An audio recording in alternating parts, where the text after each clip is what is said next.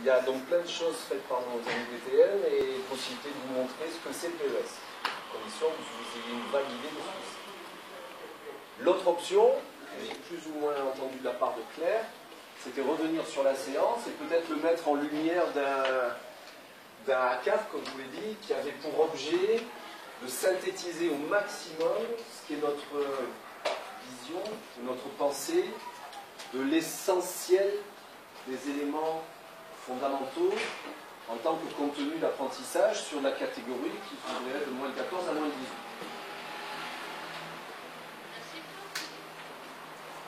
On va vers où? On peut aller l'un et puis l'autre, mais on n'a pas non plus tout la vie. Alors on part du vécu et on va rester là-dessus si ça ne vous embête pas. Et puis si le PES vous pose des questions à Max, il y a des doutes, il est comme ça sur le PES. Bon. Alors c'est peut-être simplement resituer, vous dire où se trouvait la séance et puis rentrer peut-être ensuite sur vos questions. Eric, le PES, c'est quoi? Non mais moi je sais, mais il y en a qui ne pensent pas. Donc le PES, au cas où, parcours de l'excellence sportive, à une certaine époque c'était un peu plus, comment dire, un peu plus focalisé ou un peu plus clair dans la terminologie, c'était filière de renouvellement de l'élite. Qu'est-ce qu'on fait pour qu'on ait des équipes de France du niveau de nos équipes de France actuelles? Qu'est-ce qui est mis en œuvre dans la formation, dans la structure pour qu'on puisse toujours avoir le loisir d'être heureux de voir nos équipes de France? PES, c'est bon? Bon, là c'est... donc encore une fois, l'idée, moi je pense juste pour anecdote, le jour où on m'a offert le privilège et l'honneur de prendre en responsabilité le pôle espoir, qu'on appelait Sport Études à l'époque, et la suite d'un aîné éminemment respecté par chez nous, Michel Sicut, j'ai eu le loisir d'avoir un coup de fil d'un journaliste, et sa première question, ou la deuxième, on ne sait rien, c'était quelle est ta méthode? Le handball, ça paraissait simple, on a la balle, on marque des buts, on défend, on prend pas de but. Évidemment que la réflexion aidant et le travail aidant et le privilège d'être en pôle à bosser entre 8 et 10 heures par semaine avec un groupe des meilleurs jeunes de ta région, ça donne quand même des facilités, et malgré tout l'enjeu est si fort en termes de moyens accordés qu'on a le devoir de donner un peu de clarté à sa démarche. C'est l'objectif, je ne suis pas sûr que ce soit réussi, ce sera à vous d'en faire ce que vous voulez. L'idée c'était d'avoir toujours une démarche simple et lisible, notamment pour les joueurs auxquels on s'adresse. J'ai trop souvent, moi, dans mon parcours de joueur, eu le sentiment d'appliquer des choses sans tout à fait les comprendre et sans forcément qu'on m'ait peut-être expliqué le sens des choses qu'on voulait faire comprendre. Simplement, le découpage, il est assez basique. En partant du postulat que quand on entraîne un pôle, c'est-à-dire du 15-18 ans, on vise à ce que des minots rebondissent vers des centres de formation, c'est-à-dire l'étage au-dessus de ce fameux PES. L'étage pôle, c'est l'étage plutôt fédéral, avec des minots de plusieurs clubs qui viennent dans une structure régionale. L'étage d'après, on ne sait pas exactement. Ils peuvent aller à Cesson, à Dunkerque, à Célestat, à Saint-Raphaël. Et quand on passe l'étage d'après, il y a quand même la problématique de la culture. On se branche parfois souvent entre cadres sur la façon de jouer des Strasbourgeois par rapport à la façon de jouer des Bordelais, etc. etc. C'est un motif de branchage. Je ne suis pas sûr que tout soit réellement fondé dans les branchages, mais il y a forcément un moment où un joueur qui quitterait le pôle d'Istres en Provence, pour peu qu'il se retrouve à Dunkerque, pourrait être un peu déphasé. Alors, oui ou non, j'en sais rien. L'idée, c'est que en sortant du pôle, il y ait une acquisition d'apprentissage de type fondamentaux, une base solide, qui lui permette ensuite de rebondir n'importe où et d'acquérir ce qui serait beaucoup plus spécifique à chaque culture locale. Donc, dans notre terminologie, nous, c'est les fondamentaux, de façon assez exclusive, en sachant toute humilité que c'est issu de notre pratique, issu de tout ce que nos aînés ont bien voulu nous transmettre également, et qu'il y a forcément des remises en question obligatoires, et et que même au bout de 3 ou 4 ans, avec un des meilleurs jeunes de la région, en s'entraînant 8 à 10 heures par semaine, ce qu'on imaginait être des acquis techniques qui correspondraient à nos objectifs, c'est souvent suffisamment fragile pour qu'on se remette gravement en question, même à l'issue de 34 ans de travail. Donc l'humilité la plus sincère est de mise, et toutes vos questions serviront de toute façon à faire les petits réglages nécessaires compte tenu de notre déficit de satisfaction sur le temps qu'on accorde au vu des résultats obtenus. Donc, les savoir-faire, les fondamentaux individuels sur le plan de l'attaque et sur le plan de défense, avec une espèce de petite méthode qui vise encore une fois à simplifier et à faire que la discussion ou la régulation avec le joueur soit simple et relativement facile à identifier. Bon, l'idée, encore une fois, je vous l'ai précisé tout à l'heure en gymnase, c'est pas évident. On a toujours en tête que quand on est en attaque, l'objectif c'est le surnom. Le surnom quantitatif, 2 contre 1, 3 contre 2, etc. Ou le surnom qualitatif, je suis costaud, je tire de loin, mon défenseur est bas. Il est haut, il est isolé, j'ai du duel. On est 2, le pivot devant, je le vois. D'accord? Donc il n'y a pas un vrai surnombre en termes de nombre, mais un surnombre en termes de rapport de force issu d'une situation donnée. À partir de ce postulat, on a toujours en tête que le jeu vise à ce qu'à un moment donné, on trouve soit ce surnombre quantitatif, soit ce surnombre qualitatif. Le premier postulat, c'est que les joueurs, une fois installés dans le dispositif classique, on se retrouve avec 5 joueurs périphériques et un 5e joueur à l'intérieur. Trop souvent, dans ce que j'ai vécu, et nous tous de la même manière, je pense, on a vécu des entraînements où on avait l'idée d'un schéma, d'une combinaison, d'un enclenchement, et comme je vous l'ai dit tout à l'heure, le regret qu'on applique un schéma sans réellement lui donner de sens. L'idée, c'est qu'il y a un temps où chacun est dans son secteur, et on doit être capable de générer une circulation suffisamment dangereuse pour que, si le rapport de force individuelle est en ma faveur, quand je suis en attaque, il n'y a pas besoin de se prendre la tête avec le jeu.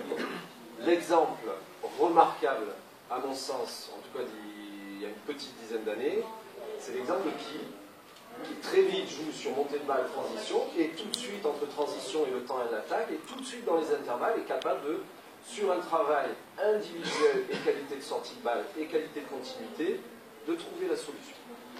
Donc avant de penser à ce qu'on change de secteur, on pense d'abord à être placé dans son secteur. Quand on est placé dans son secteur, point numéro 1, la problématique du placement et de l'orientation. Le ou la joueuse doit d'abord savoir être bien placé. 2 problématiques. Je suis bien placé sur plan latéral. Alors vous l'avez entendu tout à l'heure. Mon point de vue, mais il y a des sensibilités différentes. Bonjour, Julie. C'est ma concierge. Ah merde, il faut que j'efface, non? Ah merde, j'ai pas effacé. Donc la problématique du placement latéral, pas censuré. Il y a plusieurs visions. La vision à la Lorraine, c'est pas censuré, il y a certains principes de jeu. Pour ce qui me concerne, on est dans une volonté évidemment de trouver un surnom, donc on est dans une volonté dans le travail d'être suffisamment fort sur un adversaire pour que l'adversaire, le défenseur de proximité se rapproche. Et donc que le partenaire soit obligatoirement dans l'intervalle opposé au ballon en fonction de son défenseur. Je suis arrière gauche, la balle est au demi-centre, je suis dans l'intervalle externe. Ailier gauche, je suis dans l'intervalle. Ça paraît simple, mais ne serait-ce que tout à l'heure, vous avez bien vu que c'est pas si simple que ça. Et vous pouvez voir des niveaux bien plus élevés que ce qu'on a vu tout à l'heure, et c'est pas aussi naturel ni partagé. Alors, si c'est pas partagé, ça se comprend, si ça l'est, ça se comprend. Donc, problématique du placement latéral, un principe non négociable dans mon environnement, à l'opposé du ballon par rapport à son défenseur. Une fois qu'on a réglé le problème latéral, on va régler le problème de la profondeur. Alors on appelle ça, nous, la profondeur utile ou la juste profondeur. C'est celle qui permet sur chaque type de balle d'être dangereux et dans des distances de combat qui autorisent soit le tir, soit la passe, soit le débordement, ou en tout cas de ne pas se faire attraper tout en étant suffisamment dangereux. Donc celle-ci, elle est un petit peu plus difficile à manager parce qu'elle est fonction de la profondeur du défenseur.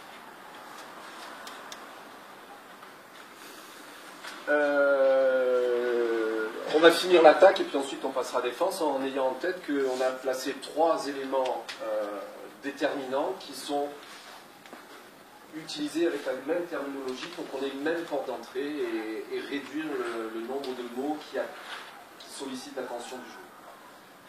Une fois que le joueur est bien placé, la problématique c'est bien qu'il attrape le ballon avec une capacité de danger, donc il y a une problématique essentielle de timing.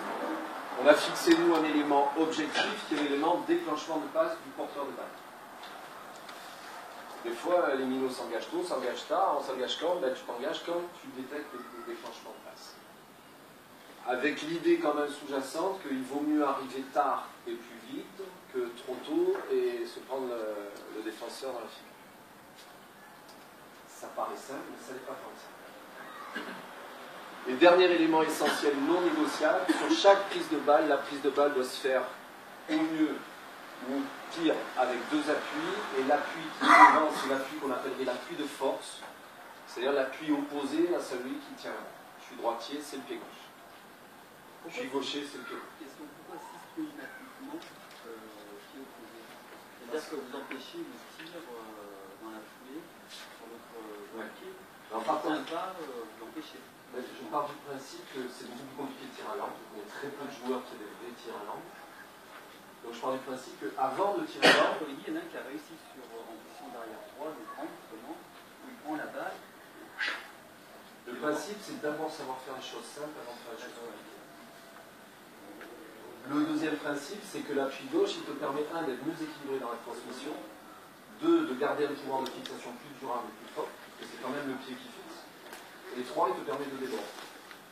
Ensuite, il va te permettre de repartir, notamment côté bras, qui est le côté sur lequel on insiste sur la qualité du débordement en termes de proportion. Donc, je suis tout à fait d'accord pour qu'il y ait des tirs à l'angle, à la condition qu'il y ait une espèce de capacité magnétique dans le titre de la circulation à être sur le bon pied. Sur le pied à l'angle, éventuellement tu feras ça, éventuellement tu feras ça, mais dans ta suspension, tout ça, c'est pas interdit, à la condition que tu m'aies trouvé capacité d'automatiser ce qui est demandé à toi. C'est toujours le même principe. Tu seras libre à partir du moment où tu respectes les règles, le cadre, etc. Mais derrière, l'accès à la liberté, il coûte ton application, ta capacité à montrer que tu es capable d'automatiser des éléments que nous laissons faire. Après, l'autre point préalable et permanent, c'est que c'est ma vision, qu'elle est subjective, et que je la respecte parce que c'est la mienne. Chacun doit rester. Et le fait, justement d'insister dans les 14 ans, parce qu'après ils sont capables d'utiliser le pied à 18-19 ans. Disons qu'en insistant et en voyant qu'ils ne sont pas si capables de ça, d'automatiser une capacité de profondeur sur la prise de balle tout en étant capable de tirer, passer, déborder, comme je n'ai pas la démonstration que c'est automatisé, je ne pourrais pas te dire si derrière ils sont capables de repartir. C'est une bonne idée. Je pense qu'on peut y arriver à partir de là. Après, ça n'empêche pas nous qu'on soit sur des gammes derrière, une fois que la circulation et la capacité à savoir que sur chaque ballon, tu dois être dangereux. Une fois que c'est accepté, il y a toute la gamme des duels, la gamme des tirs qui rentre en jeu. On essaie d'avancer les deux en même temps. Et tu sais, des tirs à l'angle au plus haut niveau. Alors, incapable d'être pied gauche, pied droit, il n'y en a pas tant que ça. Il y en a pas. Bon. Les 3 points d'entrée. Est-ce que vous voyez d'autres éléments à questionner par rapport à une façon un peu fermée de déterminer les fondamentaux?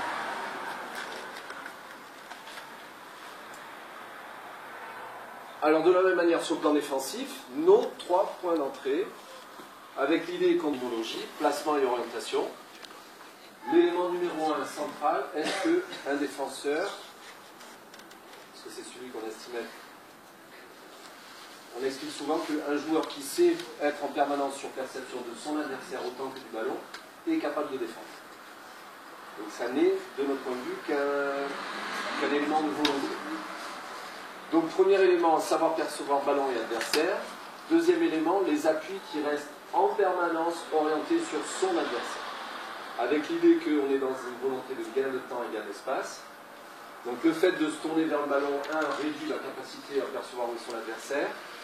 Deuxième élément, le fait de tourner vers le ballon oblige nécessairement une perte de temps dans la rotation, la reprise d'appui et le transfert vers l'adversaire pour peu qu'il ne soit pas passé déjà dans le but. En termes de timing, on est sur le même élément objectif de temps d'intervention. C'est le moment de passe de l'adversaire qui est le plus proche de celui dont je vais avoir la charge. À partir du moment où le ballon est déclenché, il peut difficilement aller ailleurs que là où il va. Donc c'est ce qui m'autorise à enclencher l'intention qui serait développée. Et en termes d'organisation, la volonté d'être toujours dans quelque chose d'essentiel, c'est de l'équilibre. Donc créer de la vitesse et de l'équilibre à travers les différentes intentions, de harcèlement et de neutralisation notamment. Donc là on rentre dans l'idée qu'on doit rentrer quand même dans le registre de réduire le crédit d'action de l'adversaire dans son espace touche. L'idée c'est toujours, si je suis déjà relativement bien orienté, réduction du nombre d'appuis, aller au plus vite, au plus près, et être dans l'initiative du rapport de distance. Avec l'idée que si je surprends un petit peu le porteur de balle, et je peux peut-être être en avance sur les éléments qui vont permettre de garder l'équipe.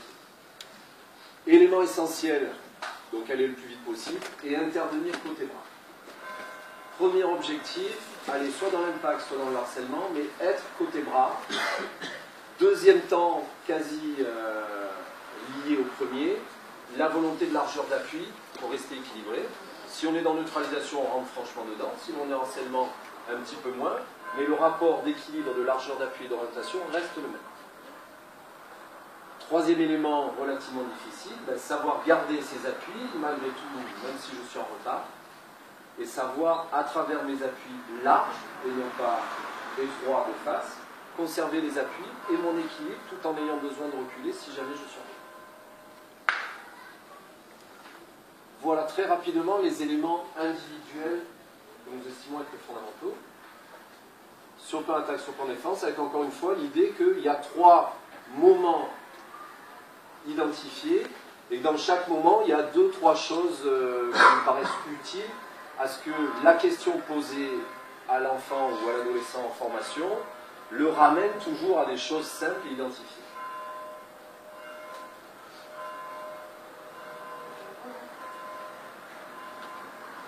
Plan individuel, on est bon ? On est bon. C'est ok ? Monsieur Gori ?